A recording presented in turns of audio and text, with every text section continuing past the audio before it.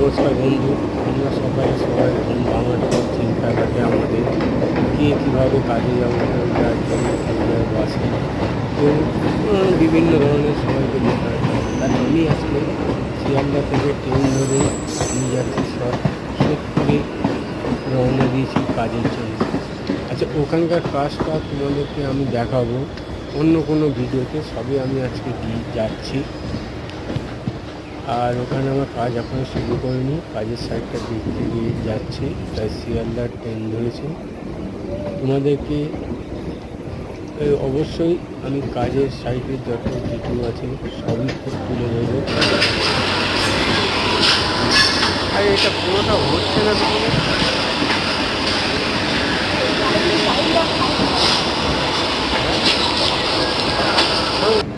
নমস্কার বন্ধু, আমাদের সকালবেলা ঘুম ভাঙার পর সবাই চিন্তা থাকি কাজে যাবার জন্য। সে কেউ